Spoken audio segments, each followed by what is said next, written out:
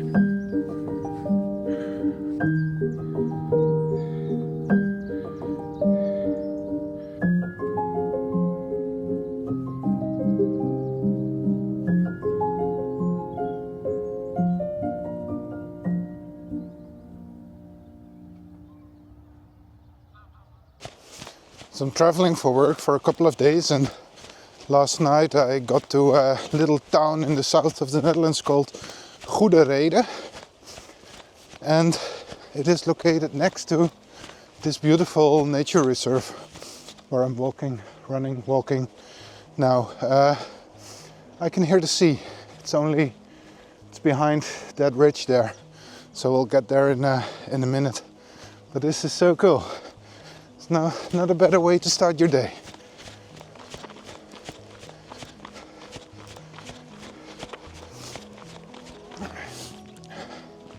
So as this video suggests, I'm using the daily training suggestions from Garmin to prepare for the Ultra Trail Snowdonia.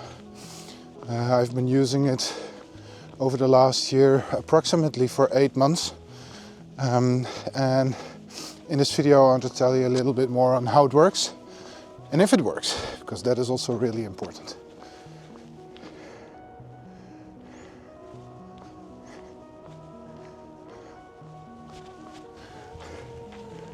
Private beach, all by myself. How cool is that?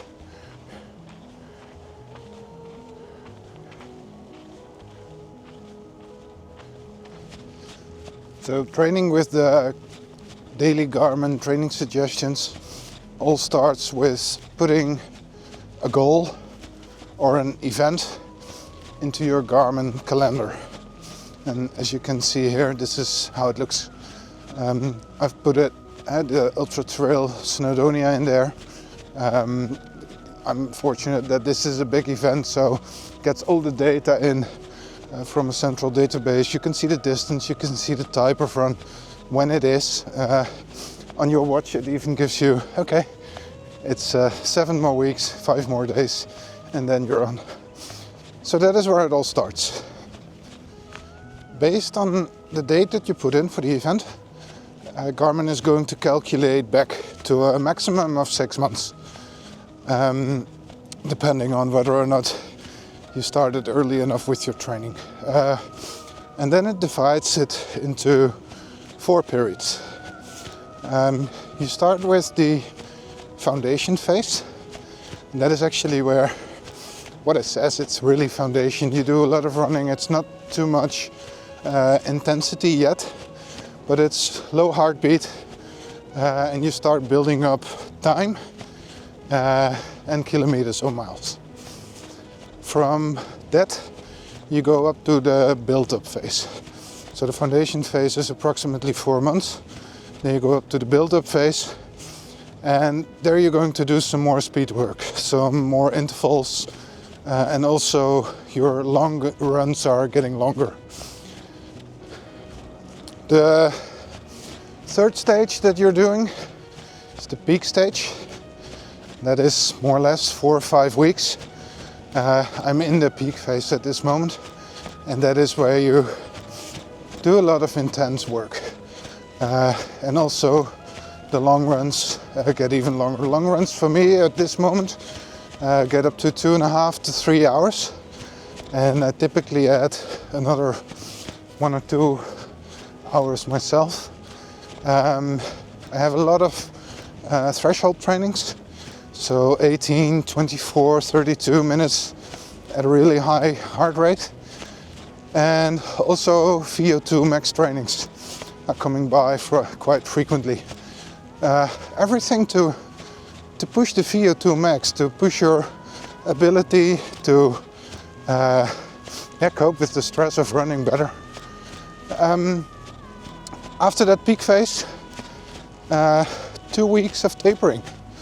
So what you see there is that you're going to prepare yourself for the event. So the long runs, they go away. You have some speed work, but the intensity of the trainings, it drops drastically. And I typically also tend to switch a little bit to the bike to really prepare my body for the race that is coming up. So based on the date of your event, the goal that you have set, and the phase that you're in, Garmin is going to give you daily training suggestions, where the goal is that around 70% of your trainings are focused on low heartbeat aerobic training. Around 20% of the trainings are more intense, high aerobic, and around 10% is really the speed work, sprints, threshold trainings.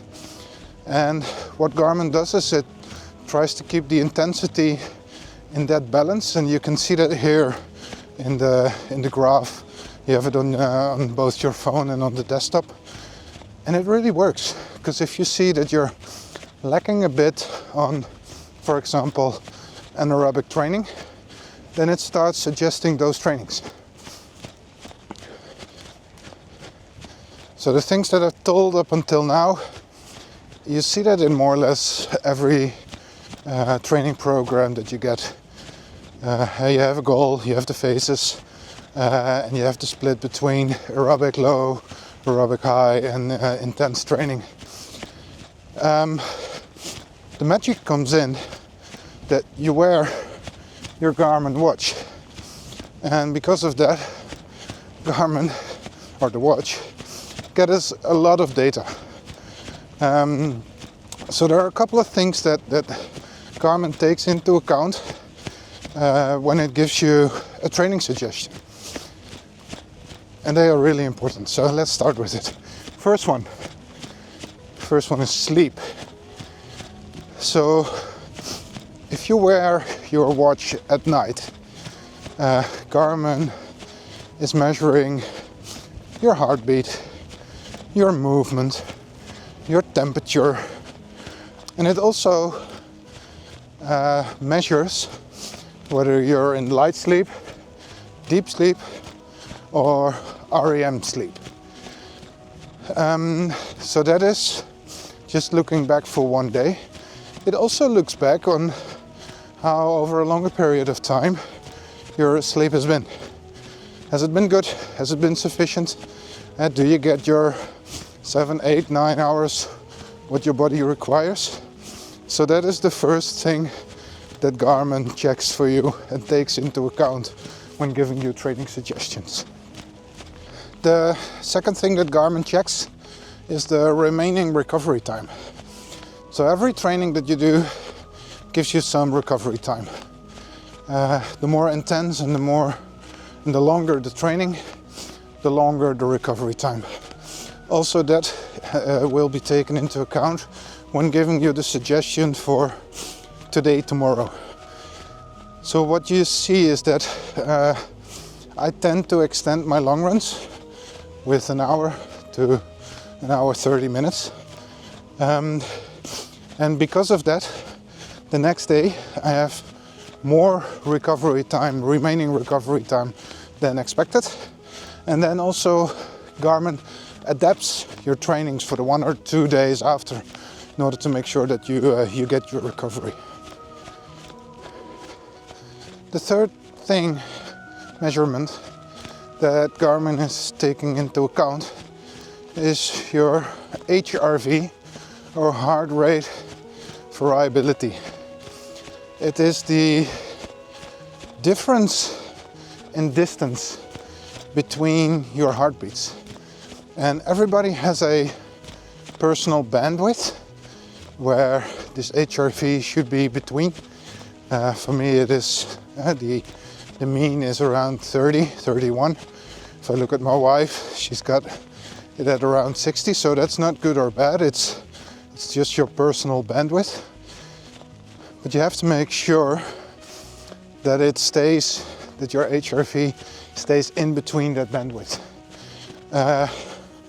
When it goes out, you're not recovering, and that's not good.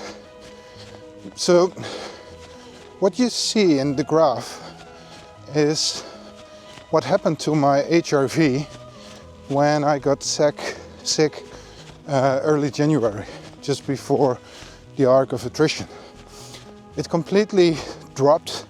I think it dropped until between 20 and 24. And all of that happened just in 3 days with fever. You can also see in the graph that just 3 days of fever takes a long time before your HRV recovers. So that is also why they say after you got sick and you had fever, take your time to recover and before you go back to full training again.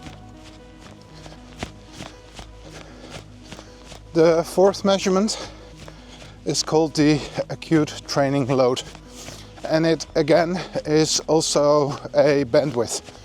The idea is don't build up too fast. So if you keep your acute load between that bandwidth, you should be doing fine. If you go outside, and then I mean above, then the trainings that you're doing are too intense. Some people can handle that. Well, what typically happens to me if my trainings get too intense, I get injured. So for me this one is really important. And as you can see, when I got sick early January, I think I didn't train for 2 weeks. And you can also see that that bandwidth starts to drop. It drops slowly, but it drops. And if you see now for the last 4 weeks, slowly but steadily, it's rising again. So that means that my overall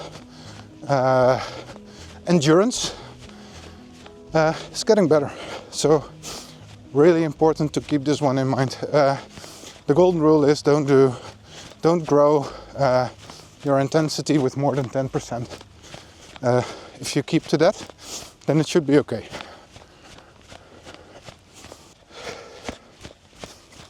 So the last measurement that Garmin takes into account for the daily training suggestions is stress.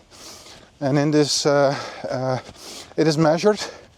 And if you're in no stress or low stress, the graph is blue. And as soon as you get into stress, then it turns orange. It's not so much the work-related stress that we hear a lot about lately. It's more, how is your heart behaving based on the activities that you're doing? So stress can come from anything. It can be that you're in a meeting at work and you're really concentrated. It can be that you're waiting for your appointment at the dentist. There are all kind of things. I even got stressed when I was sitting on the couch looking at a movie. It was horror, but that gave me stress. So it's really important. What also can cause stress, and I will show you a little bit more about that, is when you get sick and when you get fever and when you drink alcohol. So let's have a look at that, how that looks.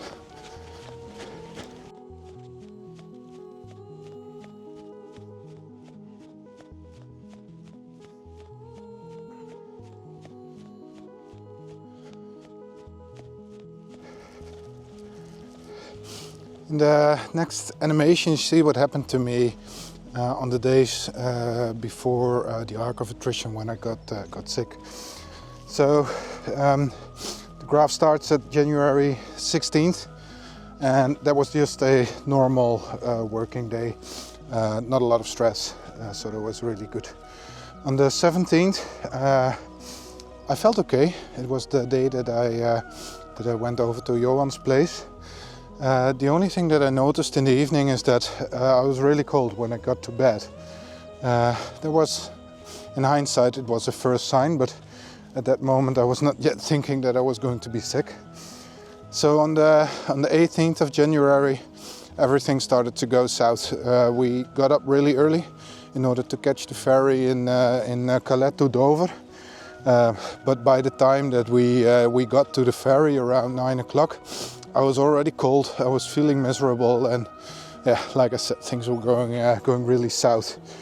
By the time that we arrived in Cornwall in the evening, there was only one thing that I really wanted, and that was to get into bed, sleep, and wake up again when I was starting to feel better.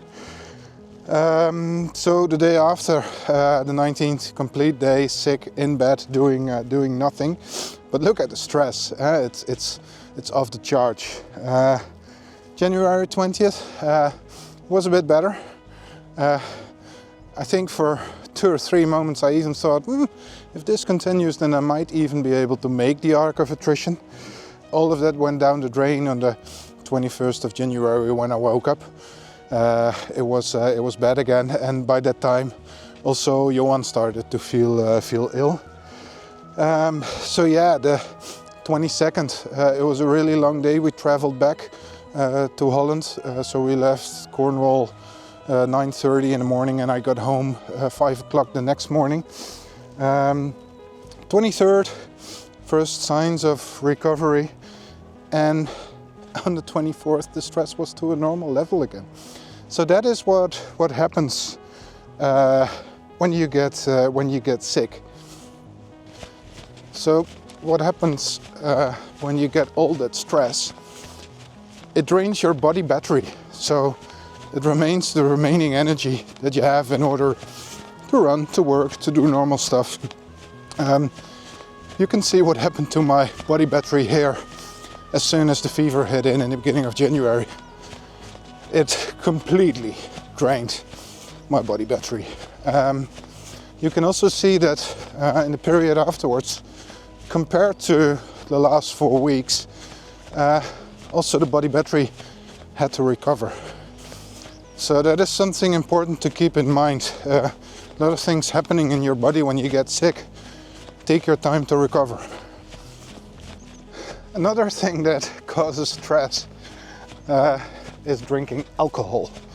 In the graph that you see here, that was in Cyprus. I went for a long run in the morning, and typically when you come back from a run you're a little bit higher up in the stress, but you can see that it dropped down quite quick. And then around 5 o'clock we opened up the bottle of wine, and straight away after I had my first couple of sips of the glass, you can see that the stress goes up. What you also can see in this graph is that when you stop drinking, it takes a bit of time, and that is the time your body needs to break off all the alcohol. So that's the last one. So that is the magic that is Garmin is bringing to the table. It's not just a training schedule. It is a training schedule that gives you suggestions based on the theory of how you should train, but it also takes a lot of extra factors into account, and I think it is important that you are aware of these factors and that you monitor them if you start using these suggestions to train for big events. Most important question: does it work? For me it does, but there is a but. I used training suggestions from Garmin to prepare for the Waldstrubel that I did in September. And I finished that. And I finished that in an okay state. So with that in the back of my mind, I would say, yes, it works. The only thing that I run into is that Waldstrubel, the original route, would be between 12 and 13 hours time on feet. And that is also the case for UTS. And what you see is that the Garmin training suggestions are really, really good up until the marathon distance. But if you want to go longer, then I think it is lacking a bit the long runs.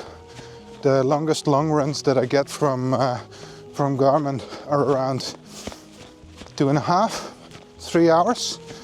And what I typically want to do right before the event is have a couple of trainings in for around 5 hours.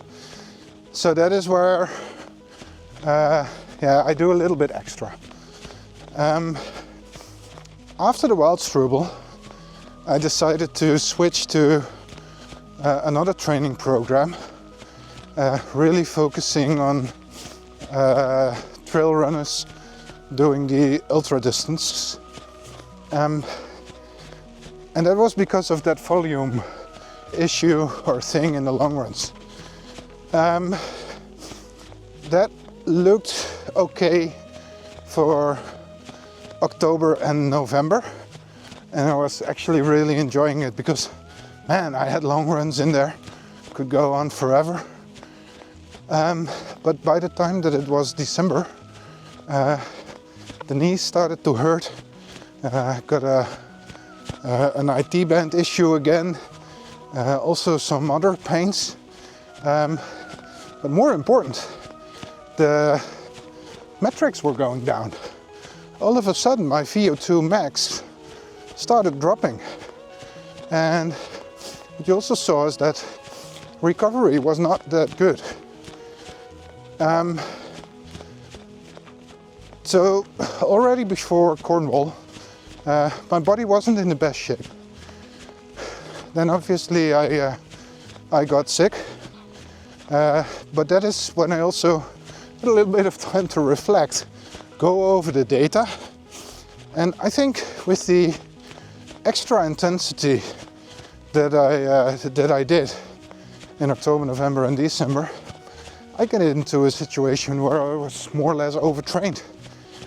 That does not happen if you follow your Garmin training advices. So from that perspective, because it takes into account all that data, it's also your guardian. It's your, it's the voice that tells you, man, take it easy. Or the other way around, man, you need to step up. If you want to make this, you're behind.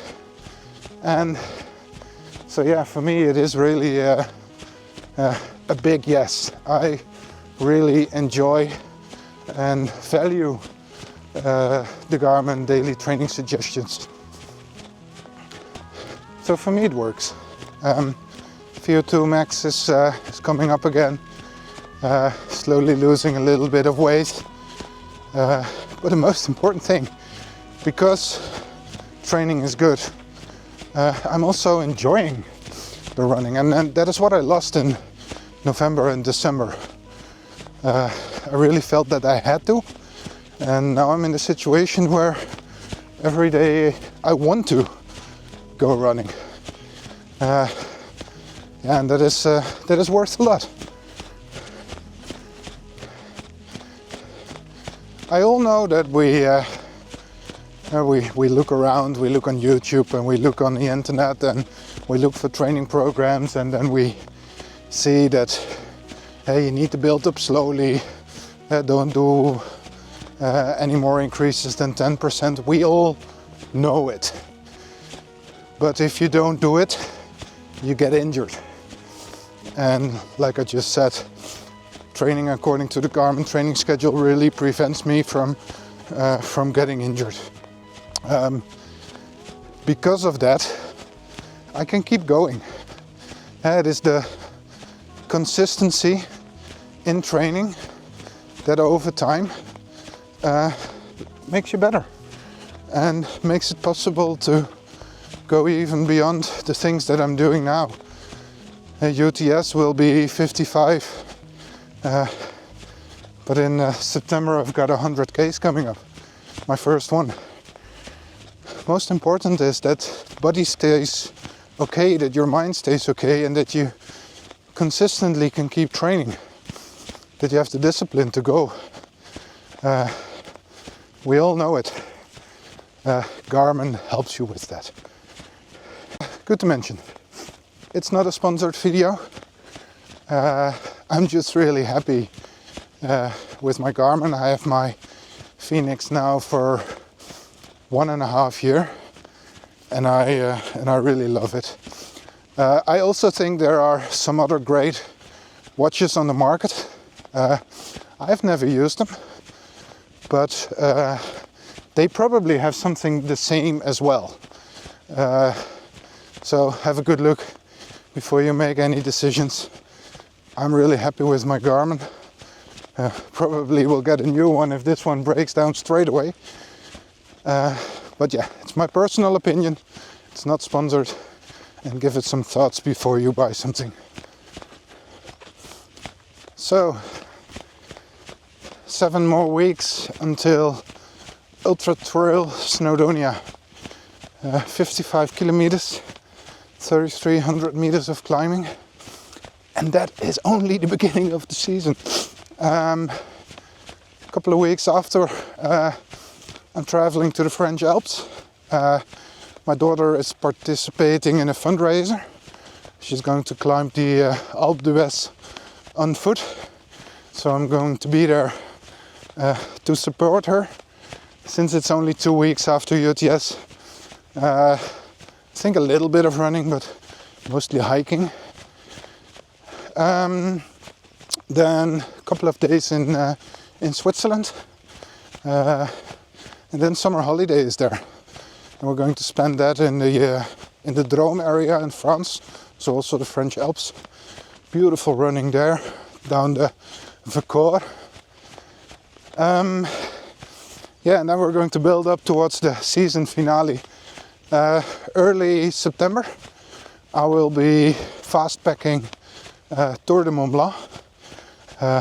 Really looking forward to that. I think we're going to spend 7 or 8 days on track, so approximately 25 kilometers a day. But all of that in preparation for the 100 kilometers of UTMB in Nice that will take place in the final week of September. Really looking forward to that one, because that will actually be the first one where I will be going through the night. We start at 10 o'clock in the morning. We can finish up until 3 o'clock the next day. Since I'm not the fastest one, I will probably need most of that time, but I'm really looking forward to that. So, yeah, 7 more weeks to go, probably one more update, and then it's race day. Thanks for watching. See you next time. Bye bye.